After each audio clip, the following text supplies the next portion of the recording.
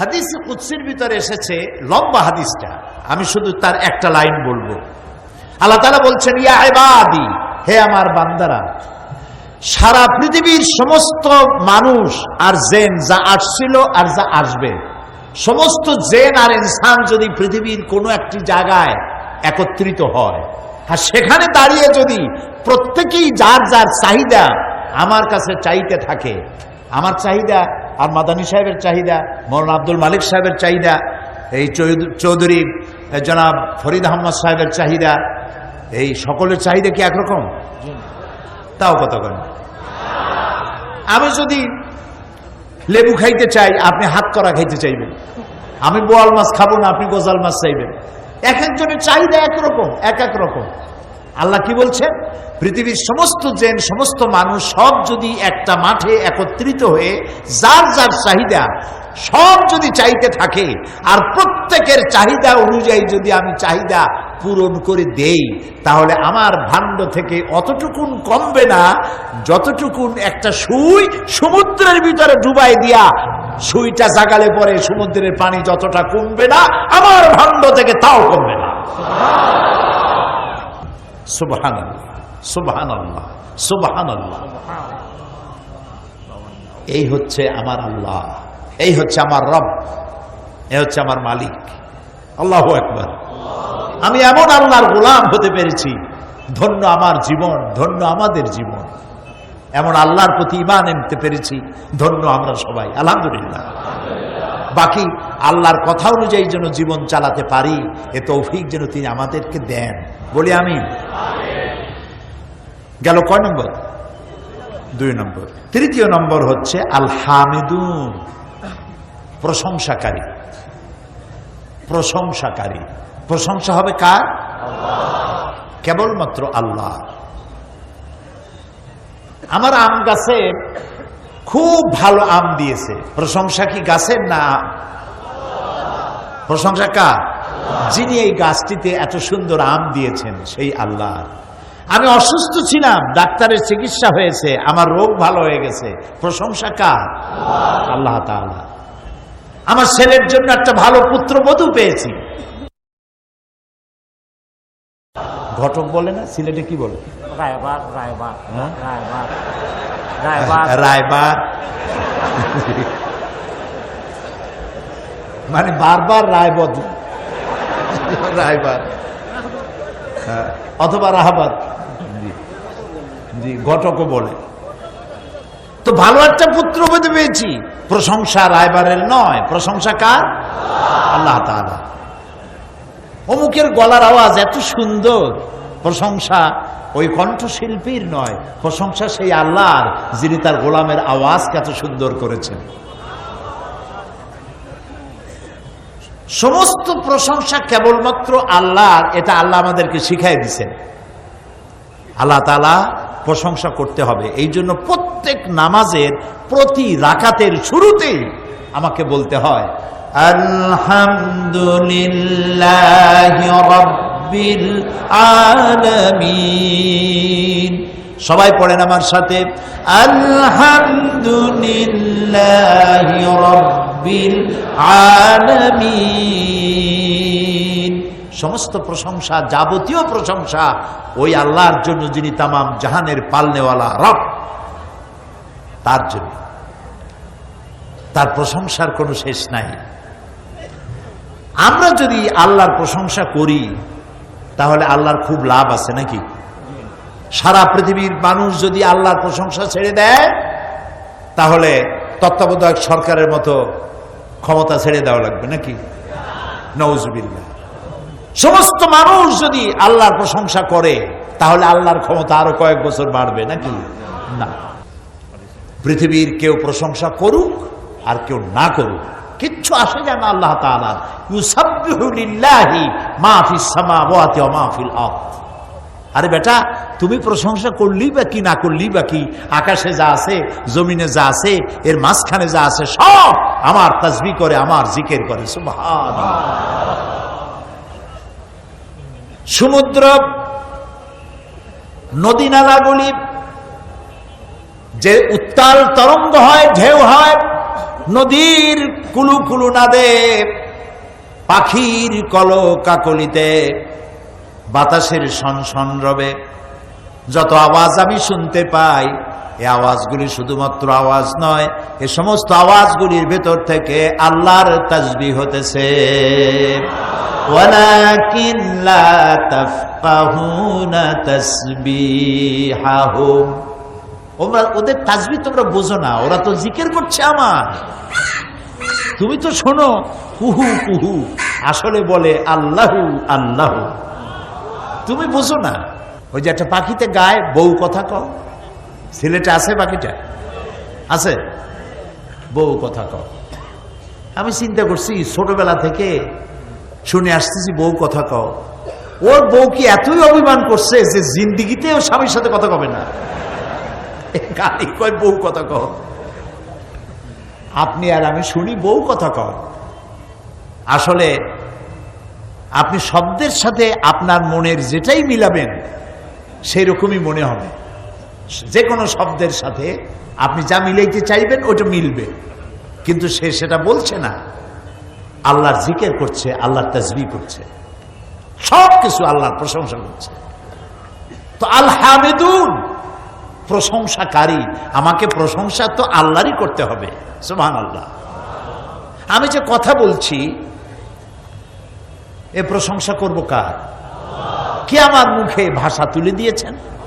আমার মতো তো কত লোক এমন দেখেছি আমি, আমার মতো জিহ্বা আছে, ঠোঁট আছে, দাঁত আছে, কথা বলতে পারে না। আর আল্লাহ আমাকে সৃষ্টিও করেছেন, খালাকাল ইনসান আল্লামাহুল বায়ান, সৃষ্টিও করেছেন আর কথা বলারও তৌফিক দিয়েছেন। আলাম নাজআল লাহু লিসানাও ওয়া শাফাতাইন, আমি কি তোমাকে জবান দেই নেই, দুইটা ঠোঁট দেই নেই? কে বলতেছেন? আল্লাহ তাআলা বলছেন।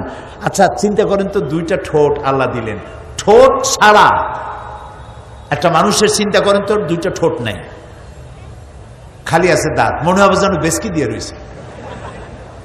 দুইটা ঠোঁট দিয়ে মুখের সৌন্দর্য কি সুন্দর বাড়াই দিচ্ছেন তিনি, সুবহানাল্লাহ। তিনি কত সুন্দর, আল্লাহু আকবার।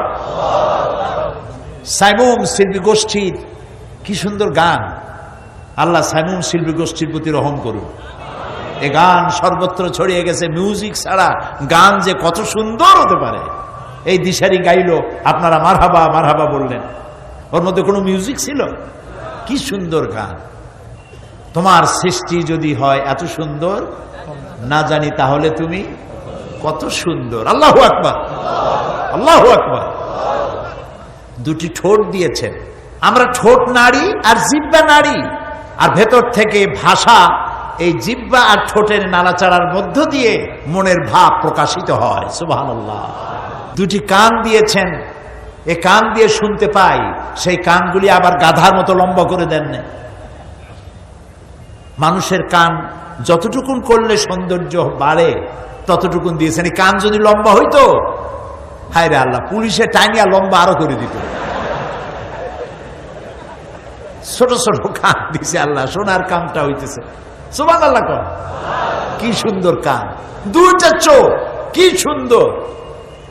চোখ দুটা দেখছেন? খালি তো দেখেন, একটু আয়নার দিকে তাকায় দেখেন কি সুন্দর। এই চোখের উপরে ভুরু, তার নিচে আবার হাড্ডি, চোখ দুটো সেফ সাইডে, যাতে করে আপনি ক্রিকেট খেলবেন, বল খেলবেন, আচার খাবেন। এগুলো খাইতে গিয়ে চোখ যদি কুমিরের মতো কপালের উপরে হইতো, বল লাগিয়া একবার জাগায় স্যান্ডউইচ, এটা সেফ সাইডে রাখা হয়েছে।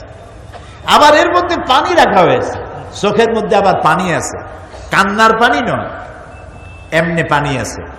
আর আপনি আমি চোখে পলক দেই, পলকটা আপনি আর আমি ইচ্ছে করে মারি না, এমনি অটোমেটিক পলক হয়। কেন?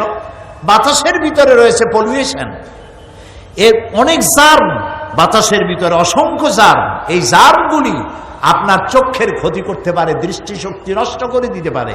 সেজন্য আল্লাহ তাআলা চোখের মধ্যে এক প্রকারের মেডিসিন রেখেছেন। প্রতি মুহূর্তে চোখ পলক দিয়ে দিয়ে আল্লাহ তাআলা চোখকে ক্লিন করে দিচ্ছেন।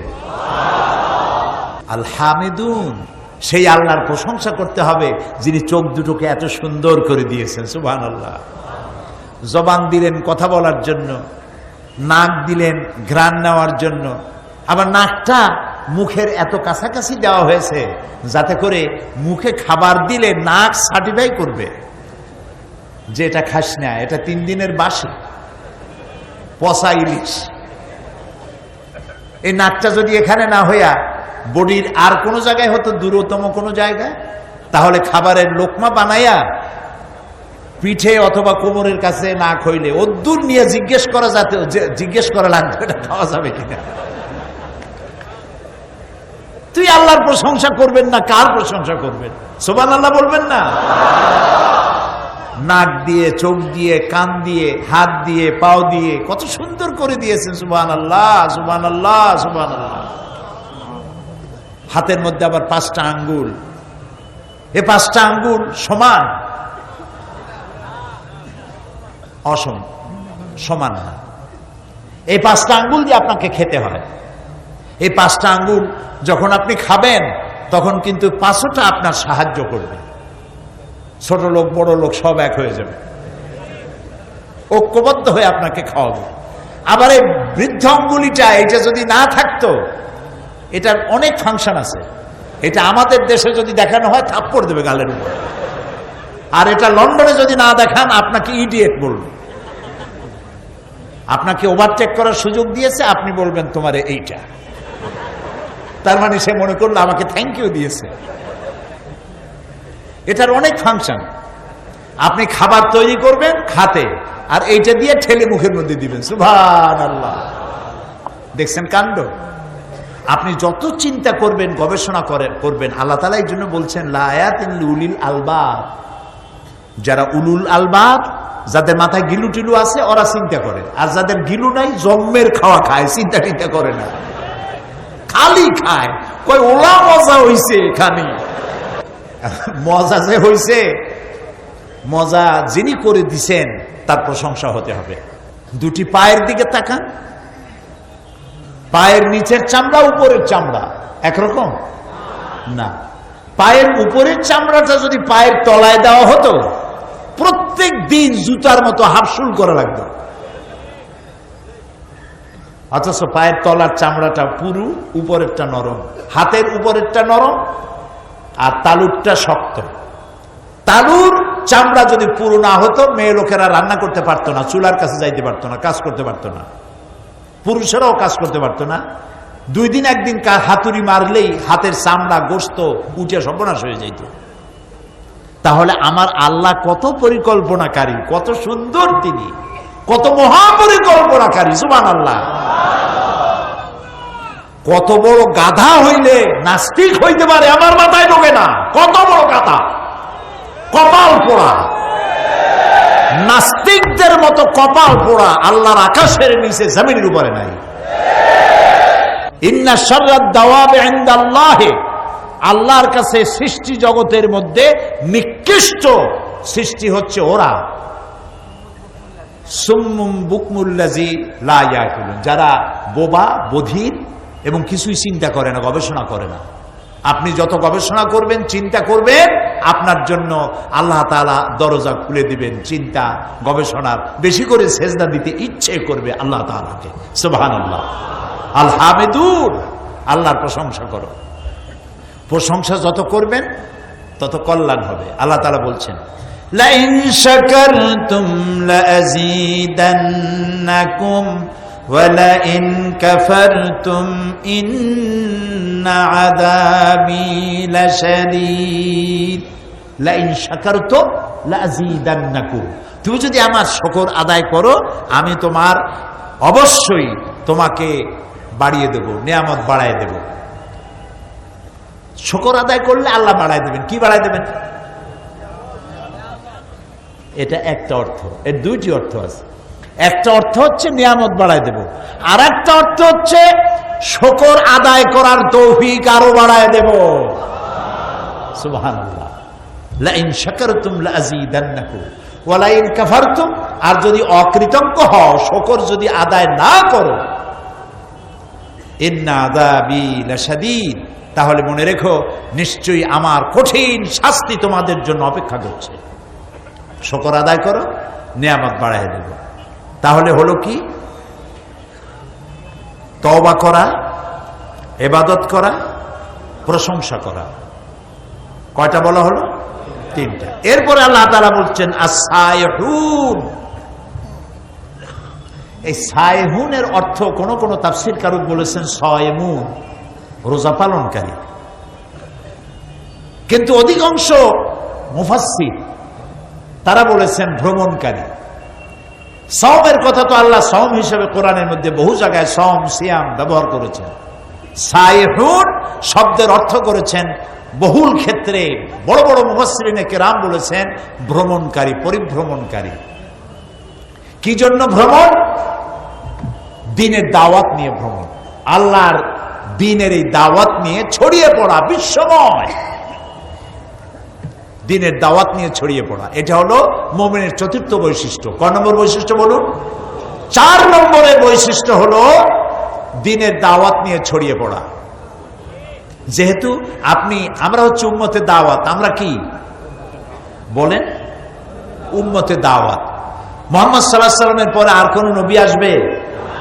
আর কোন কিতাব আসবে? নবীও আসবে না, কিতাবও আসবে না। মনে রাখুন, স্মরণে রাখুন, পৃথিবীতে কিয়ামতের দিন কোন মানুষ যদি আল্লাহর কাছে দাবি করে বসে যে আমি ইসলামের দাওয়াত পাই নাই, তাহলে দায়ী হতে হবে আমাদেরকে। দায়ী হবে কারা? আমরা দায়ী হব, কারণ আমরা হচ্ছে উম্মতে দাওয়াত। মানুষের কাছে দাওয়াত পৌঁছানো আমার দায়িত্ব। এ ব্যাপারে সূরা আন-নাহলের ভিতরে আল্লাহ তাআলা বলছেন, সূরা আন-নাহল 126 নম্বর আয়াত। কি বলছেন আল্লাহ তাআলা? উদউ ইলা সাবিলি রাব্বিকা বিল হিকমাতি ওয়াল মাউইযাতিল হাসানাতি ওয়াজাদিলহুম বিল্লাতি হিয়া আহসান ইন্না রাব্বাকা হুয়া আ'লামু বিমান দাল্লা আন সাবিলিহি ওয়া হুয়া আ'লামু বিল মুহতাদিন।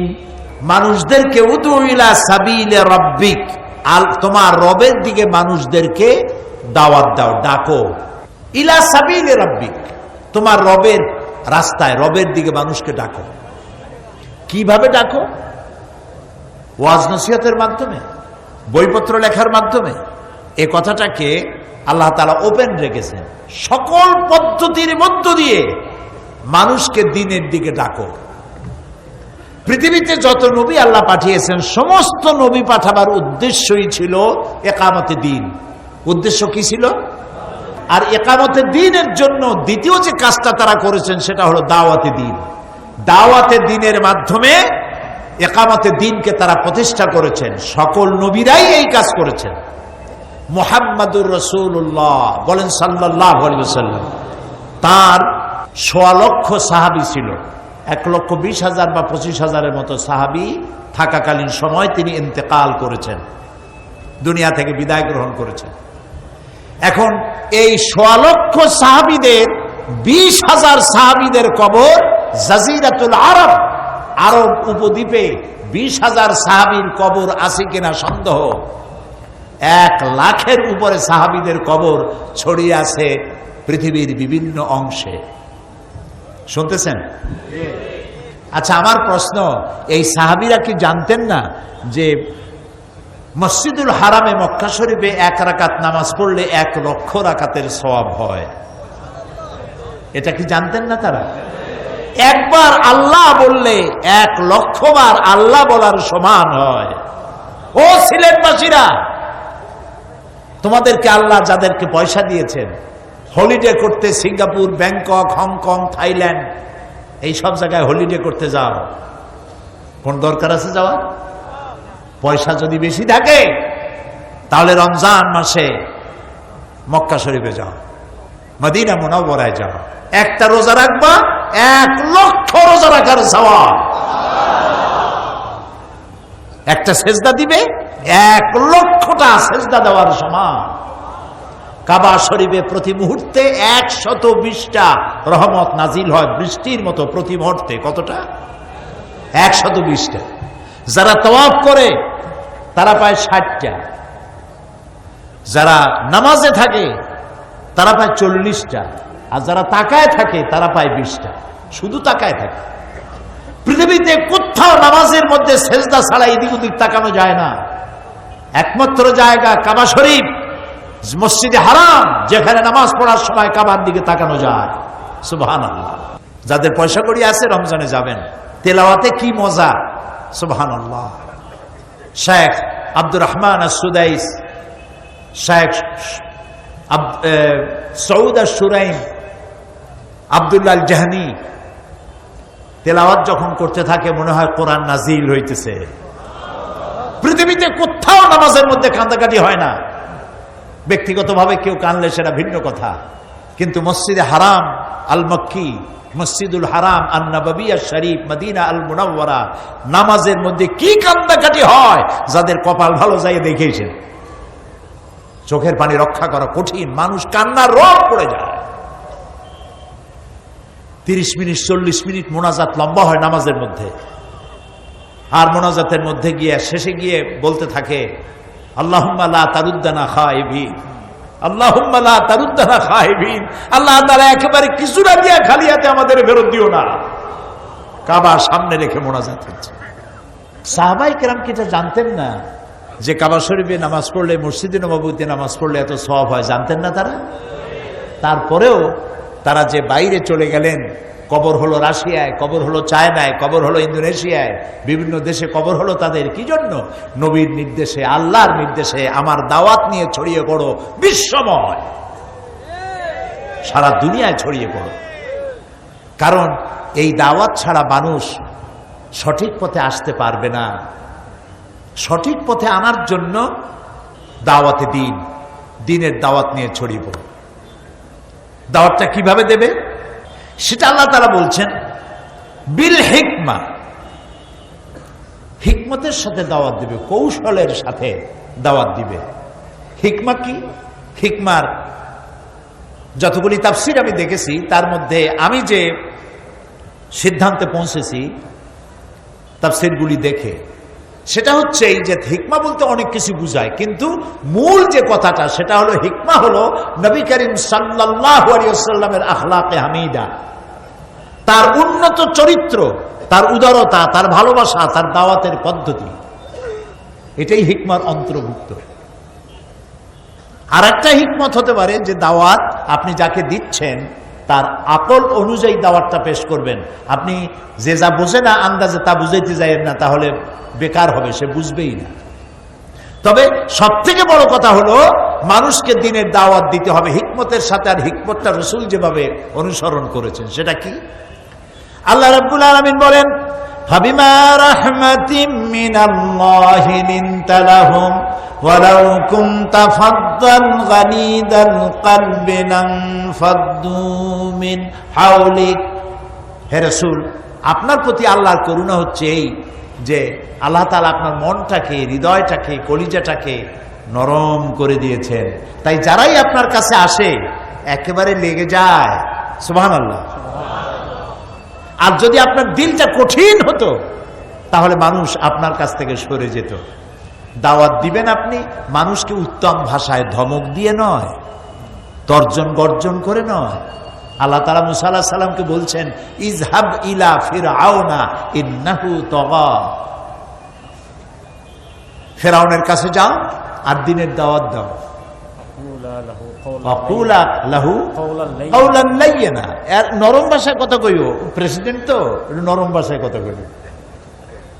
আল্লাহ শিখাই দিলেন। ইব্রাহিম আলাইহিস সালাম তার পিতাকে দাওয়াত দিলেন। ইব্রাহিম আলাইহিস সালাম কি? আবুল আম্বিয়া, সমস্ত নবীদের বাপ, গোটা মিল্লাতের, মুসলিম মিল্লাতের বাপ তো বটেই। আল্লাহ তাআলা তাকে বলেছেন ইন্নী জাইলু কালিন নাসে ইমামা, পৃথিবীর সমস্ত মানুষের জন্য আমি তোমাকে ইমাম বানালাম, নেতা বানালাম। সুবহানাল্লাহ। তিনি তার পিতাকে বলছেন ইয়া আবাতি, হে আমার আব্বা, আমার কাছে এমন ইলম আসছে যা আপনার কাছে আসে নাই।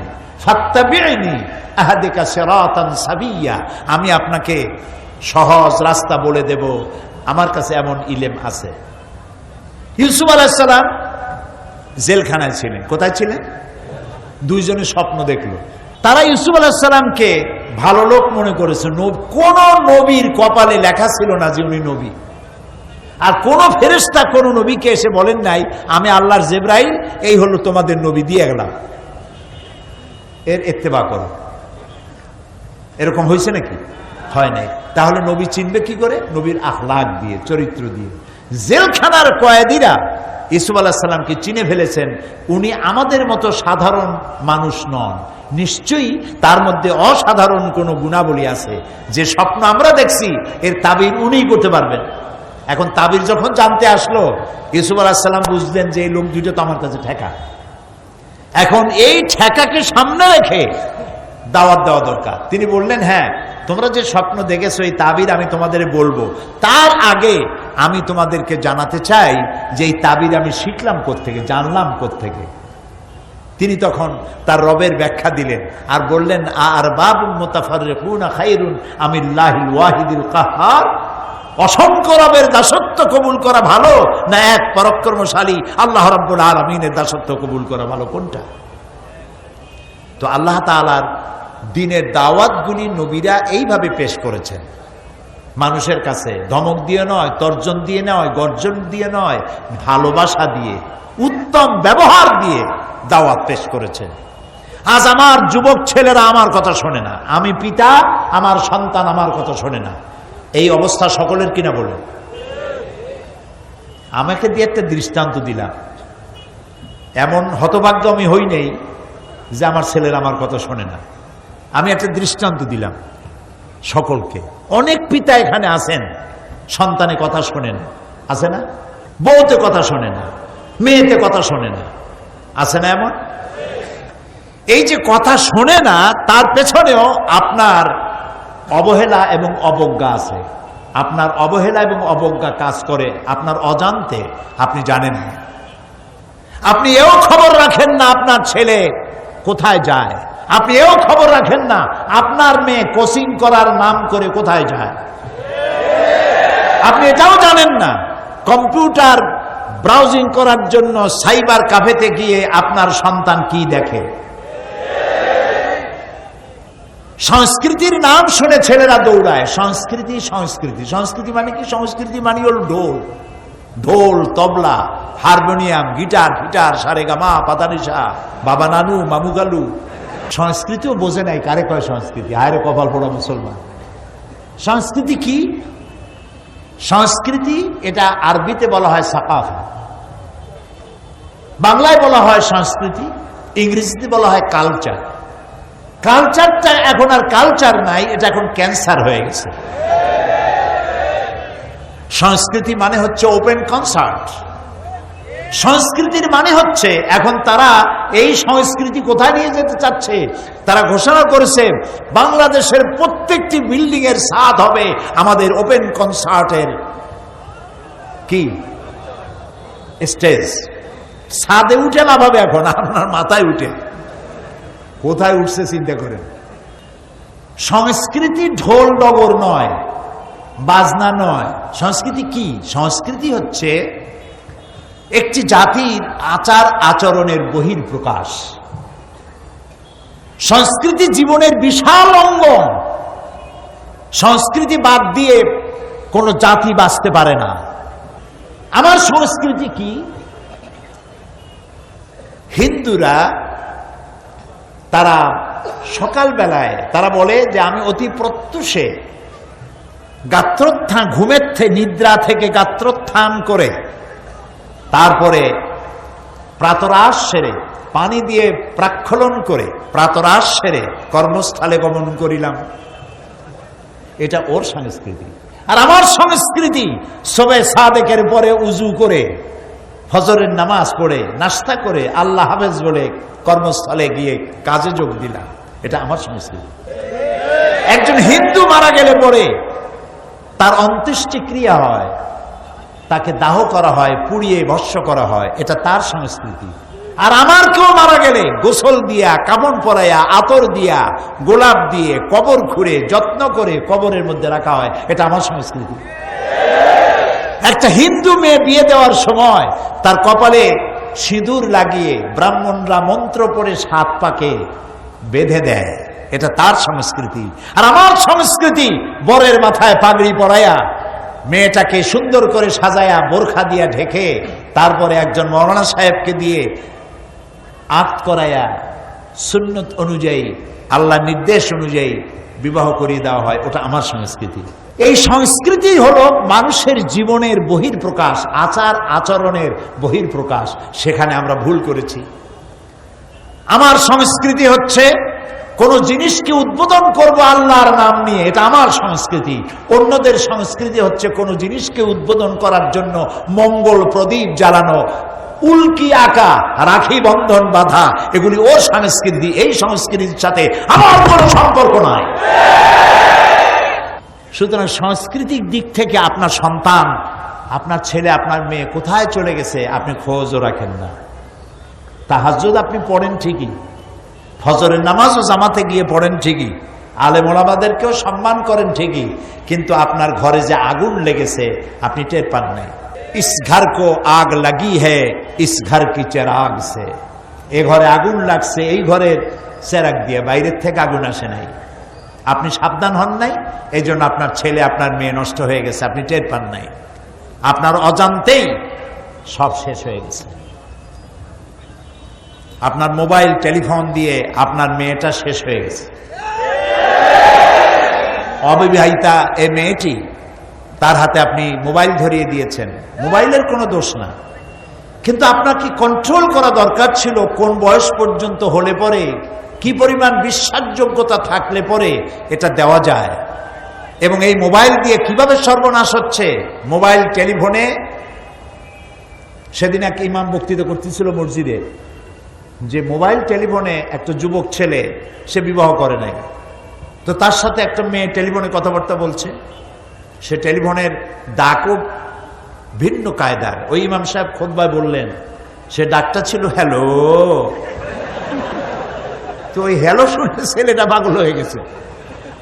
দীর্ঘদিন এই আলাপচারিতার মধ্যে বলছে, আচ্ছা তোমার সাথে দেখা হলো না, তুমি আসো। তো একটা জায়গা ঠিক করেছে। ছেলেটা জায়গা দেখে, সে মেয়ে তো না, কয়েক সন্তানের মা, কয় আমার মতো দুইটা পুরুষে কোলে নিয়ে চলতে পারে। এই যে সর্বনাশটা হলো মোবাইলের দ্বারা, ছেলে নষ্ট হলো, মেয়ে নষ্ট হলো। আমি কিন্তু আপনাদেরকে হাসির খোরাক দিচ্ছি না, ওয়াল্লাহি আমি আপনাকে বোঝার জন্য বলছি। আপনার ছেলে, আপনার মেয়ে এই টেলিফোন দিয়ে নষ্ট হয়ে যাচ্ছে। এটার উপরে আপনার নিয়ন্ত্রণ থাকা উচিত, নিয়ন্ত্রণ থাকা উচিত। মেয়ে তো বুঝতেছে না কার সাথে কথা বলতেছে। এক টিন এজার যারা, এই বয়সের একটা দোষ আছে, একের প্রতি অপরে আকৃষ্ট হওয়ার একটা প্রবণতা হয়। সেই প্রবণতার মধ্য দিয়ে এমন একটা ছেলের সাথে তার প্রেম হলো, দেখা গেল মেয়েটা বড় লোকের, কিন্তু সে প্রেম করেছে একটা রিক্সাওয়ালার সাথে, অথবা একটা ভ্যানওয়ালার সাথে, অথবা একটা রাস্তার ছেলের সাথে, অথবা কুফুতে মিলবে না। আপনি জিন্দিগিতে মরে গেলেও এই পর্যায়ে আপনার মেয়েকে দিলে, মেয়ের কাপড় তো ভালো, তার প্রসাধনী কিনে দেওয়ার পয়সাও তার নাই। তাহলে এই ভালোবাসা তো ঠিকবে না, এই বিবাহ তো ঠিকবে না। আমি কিন্তু কাউকে ছোট করতেছি না, আপনারা আমার কথা বুঝতে পারতেছেন?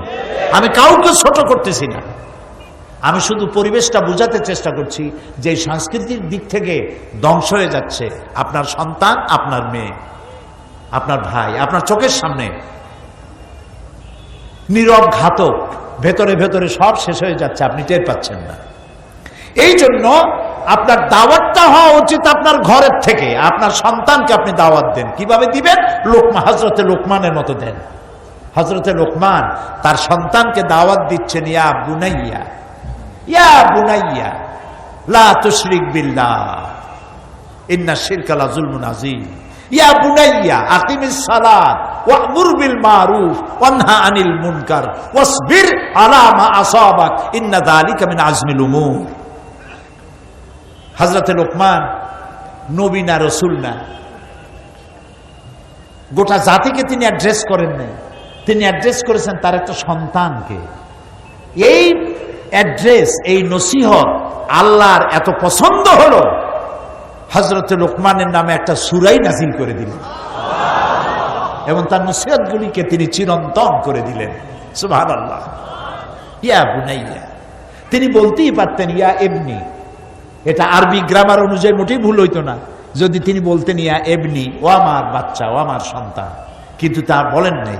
ইয়া এবনিকে তিনি তাসগীর করেছেন, ইয়া বুনাইয়া, ও আমার কলিজার টুকরা সন্তান। আপনার ছেলের নাম ধরেন আব্দুর রহমান, আব্দুর রহিম, তো এইসব নাম তো এখন কম রাখে। এখন নাম রাখে আকাশ হোসেন, বাতাস হোসেন, সাগর আলী, অক্সিজেন বেগম, কি সব আসিফ নাম। এখন আব্দুর রহমান, আব্দুল সত্তার ছেলের নাম রাখেন, ভালো ভালো নাম রাখেন। নাম ধরে, ও আমার কলিজার টুকরা বাবা, বাবা গো এদিকে আয়, রোশে আক্কা,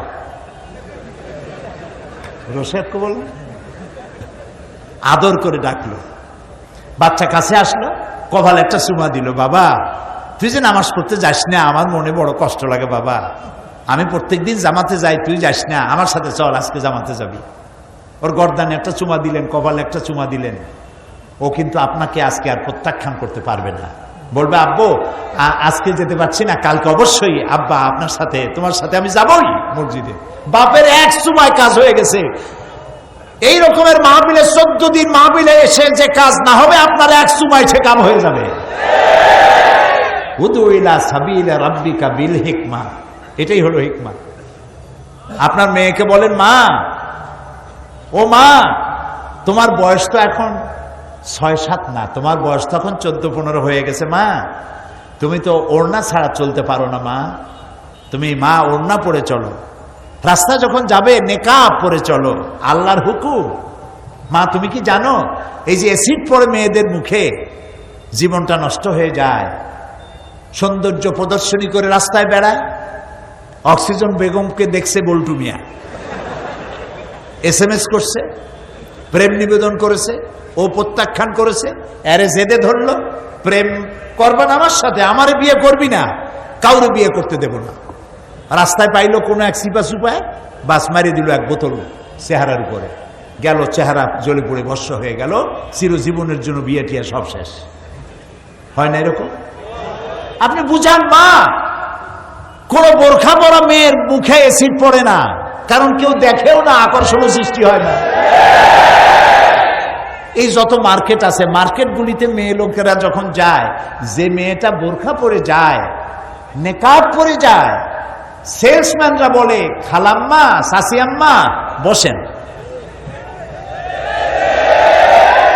তো খালাম্মার সাসিয়াম্মা যখন বলল, তখন মর্যাদা বাড়লো না? খারাপ চোখে আর তাকাইতে পারবে? আলহামদুলিল্লাহ। আল্লাহর আইন যেখানে মানবেন সেখানেই শান্তি। কিন্তু আপনি তা করেন নাই। আপনি কিভাবে গেলেন? মাথার চুলগুলো ছাড়া, তারপরে রূপচর্চা করেছেন, কাপড় চোপড় এমনভাবে পরেছেন যা খুবই লজ্জাজনক। তা আপনি যখনই দোকানে ঢুকবেন, সেলসম্যান একটা কায়দার হাসি দিয়ে বলবে, ভাবি, আপা, বসেন বসেন বসেন। এরপরে শাড়ি একটা বাড়ি করলো, এই শাড়িটা আপনার পরলে যা মানাবে না। আরে শয়তান, ওরে মানাবে কিসে? তা তুই বলতে কি ওর স্বামী বলবে? এখন দোকানদার কোন শাড়ি পরবে মানাইবে আপনারে, সেইটা যদি বলে সেলসম্যান, তাহলে কি আপনার ইজ্জত থাকলো? থাকলো না। আপনি পিতা, আপনার মেয়েকে আপনি বুঝান, মা তুমি এরকম করে যেতে পারো না, তুমি মেয়ে, তুমি ঢেকে ঢুকে চলো, আল্লাহর হুকুম মানো। এভাবে যদি দাওয়াতটা দেন, তাহলে এই দাওয়াত তার কলিজার মধ্যে ধরবে। মা মা বলতে থাকেন, রাগ করবেন না। অনেক বাপ আছে ভুল করে, ছেলে পরীক্ষা ফেল করছে, কথাবার্তা বন্ধ করে দেয়, ভাত খাইতেও দেয় না। তো আপনার মেয়েকে আপনাকে বুঝাইতে হবে, মা মা বলে বলবেন এবং তাকে বুঝাবেন। তাহলে আপনার মেয়েটা পর্দানসীনা হবে, একটা ভালো জামাই পাবেন। আলহামদুলিল্লাহ বলেন। মেয়েকে এভাবে বুঝাবেন। তরুণরা হচ্ছে আমার জাতির সম্পদ। যুবকরা, তরুণ তরুণী, যুবক যুবতী আমার জাতীয় সম্পদ, আমার জাতির ব্যাকবোন। মেরুদণ্ড যদি সোজা থাকে, সোজা হয়ে হাঁটবেন, আর মেরুদণ্ড যদি ব্যথা থাকে, তাহলে কেমনে হাঁটবেন? হ্যাঁ, এরকম হয়ে হাঁটবেন। হ্যাঁ এরকম একেবারে কুজা। এক দাদা কুজা হয়ে গেছে, নাতি বলতেছে দাদা বড়শিটা কিনছো কত দিয়া? বুঝছেন তো, দাদা বুঝে ফেলেছে নাতির রসিকতা। দাদা বলছে নাতি বয়স আসলে তুমিও একটা মাগনা বাবা, পয়সা দিয়ে কেনা লাগবে না। মেরুদণ্ড জাতির ব্যাকবোন হচ্ছে ইয়াং জেনারেশন, নতুন প্রজন্ম। এই নতুন প্রজন্মকে ঢোল আর তবলার বিকট আওয়াজে এদের মন মস্তিষ্ককে বিভ্রান্ত করে দেওয়া হয়েছে। এদেরকে ইসলাম থেকে দূরে সরানো হয়েছে। এদেরকে বোঝানো হয়েছে আলেম ওলামা মানি হলো মৌলবাদী, সেখানে এদের কাছে যাইও না। এই যুবকদেরকে আপনাকে টার্গেট নিতে হবে, তরুণদেরকে কাছে নিতে হবে, তরুণদেরকে ভালোবাসুন। রাসূল করিম সাল্লাল্লাহু আলাইহি ওয়াসাল্লাম বলেছেন উসিকুম বিশ-শাবাবি খায়রা ফাইন্নাহুম আরাক্কু আফিদা লাকাদ বাসানি আল্লাহু বিল হানিফিয়্যাতি সামহা ফাহালাফানি আশ-শাবাব ওয়া খালাফানি আশ-শুয়ুখ ক্বালা রাসূলুল্লাহ সাল্লাল্লাহু আলাইহি ওয়াসাল্লাম। রাসূলুল্লাহ বলেছেন উসিকুম বিশ-শাবাবি খায়রা, আমি তোমাদেরকে ওসিয়ত করতেছি তরুণদের ব্যাপারে তোমরা সহৃদয় হবে। কে বলতেছেন? আল্লাহ রাসূল। তরুণ যুবক এদেরকে তোমরা ভালোবেসো, কারণ আল্লাহ তাআলা আমাকে উদারতা সহকারে দিন প্রতিষ্ঠার জন্য পৃথিবীতে পাঠিয়েছেন। ফাহালাফানি আশ-শাবাব, এই যুবকরাই দিন প্রতিষ্ঠার পথে আমাকে সাহায্য করেছে। ওয়া খালাফানি আশ-শুয়ুখ, আর সব বুড়োরা আমার সাথে বিরোধিতা করেছে। এখন দেখেন রাসূলকে যারা সাহায্য করলো, সহযোগিতা করলো, তারা কারা? আম্মার, সুহাইব, বিলাল, ওমর, আবু বকর, আব্দুল্লাহ ইবনে রাওয়াহা, জুবাইর ইবনুল আওয়াম, আলী, আব্দুর রহমান ইবনে আউফ রিদওয়ানুল্লাহ তাআলা আলাইহিম আজমাইন। সব 40-এর নিচে বয়স। বয়স কত? নিচে 8.5, উপরে 36, বিলো 40। এরা সহযোগিতা করেছে, এদের রক্তের উপরে ইসলাম প্রতিষ্ঠিত হয়েছে। সুবহানাল্লাহ। আর যারা বিরোধিতা করেছে তারা কারা? সব 40 আবু জাহাল, আবু লাহাব, আবু সুফিয়ান, উতবা, শাইবা, মুগিরা, গোষ্ঠী সুদ্ধা, সব বুড়ো। বুড়োরা বিরোধিতা করেছে, জওয়ানেরা আমার সহযোগিতা করেছে। ও সাহাবীরা, যুবকদের ব্যাপারে তোমরা কল্যাণকামী হও। সুবহানাল্লাহ। আমি এই ওয়াজ আপনাদের কারো শুনাইছি। হযরত জারীর রাদিয়াল্লাহু তাআলা আনহু যুবক, চেহারা ছিল এত সুন্দর, কোন মজলিসে হাজির হলে সাহাবায়ে কিরাম বলতেন আমাদের মধ্যে এক ফালি চাঁদও দিতে হয়েছে। সুবহানাল্লাহ। রাসূলুল্লাহ মজলিসে বক্তব্য রাখছিলেন, যুবক সাহাবী জারীর এক কোনায় দাঁড়ানো, বসার জায়গা পায় নাই।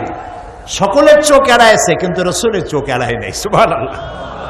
নবী করিম সাল্লাল্লাহু আলাইহি ওয়াসাল্লাম নিজের গায়ের চাদর মোবারক খুলে ফিকে মারলেন জারীরের দিকে, বললেন ইজলিস ইয়া জারীর, ও জারীর তুমি আমার চাদরের উপরে বসো।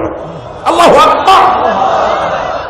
ফাকাব্বালাহা জারীর ওয়া দাম্মাহা ইলাই, হযরতে জারীর রাসূলের চাদর বুকের সাথে জড়ায় ধরলেন আর বারবার চুমা খাইতে লাগলেন। বললেন ইয়া রাসূলুল্লাহ, আপনার চাদরে বসতে পারি? আপনি আমাকে সম্মানিত করেছেন। সুবহানাল্লাহ, সুবহানাল্লাহ। প্রিয় ভাইরা, যুবকদের প্রতি আপনারা দয়াদ্র হন। ছেলে পরীক্ষা ফেল করেছে, বাপেও কথা বলে না, মায়েও কথা বলে না। ছেলে 2-3 দিন মা বাপের এই অযত্ন, কথা বলে না ইত্যাদি দেখা বন্ধুদের সাথে গিয়ে মিলিত হলো। বন্ধুরা তাকে ইন্ডিয়ান ফিল্ম দেখাইলো, তারপরে আরো কিছু খাওয়াইলো। আপনারা স্বামী স্ত্রী 2 জন ফেল করছে বলে ছেলেটার প্রতি মেয়েটার প্রতি অভিমান করলেন, রাগ করলেন, কথা বললেন না। আপনি তো ছেলেটাকে সর্বনাশ করে দিলেন, মেয়েটাকে ঘর ছাড়া করে দিলেন। উচিত ছিল ওর মাথায় হাত দিয়ে, বাবা ফেল তো মানুষই করে, গাধায় তো আর পরীক্ষা দেয় না। পরীক্ষা তো মানুষই দেয়। একজনে শুনেছে, কয় ভাই আপনার ছেলে তো ফেল করছে। কয় আলহামদুলিল্লাহ। কয় ছেলে ফেল করলো তাও আলহামদুলিল্লাহ কব না, ও যে ফেল করবে তাও তো আমি বুঝি নেই। ফেল করতেও তো একটা যোগ্যতা লাগে। তো বাবা তুই যে ফেল করছিস কোনো অসুবিধা নাই, আজকে বড় বোয়াল মাছ কিনে আনবো, খা, দুধ খা, কলা খা, আগামী বছর পরীক্ষা ভালো করবি ইনশাআল্লাহ। আমরা মা বাপ তোর জন্য দোয়া করব, তুই আগামী বছর ভালো পাস করবি। তাহলে ছেলেটার মনে যে কষ্ট ছিল কষ্টটা থাকবে? তা আপনি তো ভুল করলেন, ভুল ট্রিটমেন্ট করলেন। লাগবে ইনজেকশন, আপনি করছেন অপারেশন। কাজেই যুবকদের প্রতি আপনারা বিশেষভাবে আকৃষ্ট হন, তরুণদের প্রতি আকৃষ্ট হন, এদেরকে জায়গা করে দেন। হযরত আবু সাঈদ খুদরি রাদিয়াল্লাহু তাআলা আনহু বলেছেন, হাদিসে এসেছে যে যখন তিনি দেখতেন মজলিসের ভিতরে কোন যুবক হেঁটে আসতেছে, তিনি বসা থেকে দাঁড়ায় যেতেন। সুবহানাল্লাহ, বসা থেকে দাঁড়ায় যেতেন আর বলতেন মারহাবাম বিওসিয়্যতি রাসূলিল্লাহ সাল্লাল্লাহু আলাইহি ওয়াসাল্লাম, হে রাসূলের চলমান উপদেশ, চলমান উপদেশ, তোমাকে ওয়েলকাম করছি, মারহাবা, ওয়েলকাম। তোমার জন্য আল্লাহ তাআলা রাসূল আমাদেরকে ওসিয়ত করেছেন, আমারানা আন নাহফাযাল হাদিসা ওয়া নুওয়াসিআ লাকুম ফিল মাজালিস। রাসূল আমাদেরকে তার হাদিসগুলি সংরক্ষণ করতে বলেছেন আর তোমাদের মতো যুবকদেরকে আমাদের মজলিসে জায়গা করে দিতে বলেছেন। আপনি যদি আপনার মজলিসে জায়গা করে না দেন, তাহলে ওর আবার আলাদা মজলিস আছে, জুয়ার আড্ডা আছে, সিনেমা হল আছে, ওপেন কনসার্ট আছে, সেই জায়গায় জায়গা হবে। সেই জন্য আপনার মজলিসে ওরে আপনি জায়গা করে দিবেন, সম্মান করবেন, ওরও একটা সম্মান আছে। তরুণদের প্রতি, যুবকদের প্রতি আকৃষ্ট করে দ্বীনের পথে যদি তাদের দাওয়াত দেন, বৃদ্ধদের বুদ্ধি, সম্পদশালীদের অর্থ আর যুবকদের শক্তি আর রক্ত, এই তিনটা জিনিস যদি একত্রিত হয়, ইসলামের বিজয় পৃথিবীর কেউ ঠেকাতে পারবে না।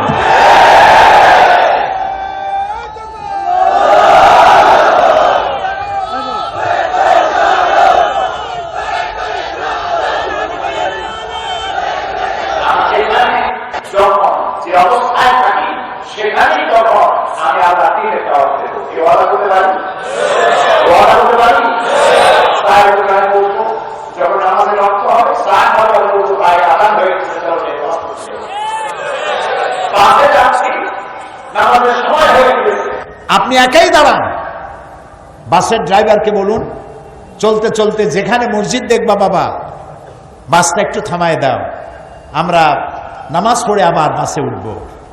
এরপরে আল্লাহ না করুন যদি অ্যাক্সিডেন্টে মৌত হয়, শাহাদাতের মৌত নসিব হয়ে যাবে। এমনি যানজটে ঘন্টার পর ঘন্টা দাঁড়িয়ে থাকা যায়, কিন্তু 5 মিনিটের জন্য বাস থামায় নামাজ পড়া যায় না। কাউকে না কাউকে সমাজ সংশোধনের দায়িত্ব নিতে হবে। আমরা যদি এই দায়িত্ব গ্রহণ করতে পারি, তাহলে নিঃসন্দেহে আল্লাহ রাব্বুল আলামিন আমাদেরকে বিজয় দান করবেন। 8টি বৈশিষ্ট্যের কয়টা বললাম?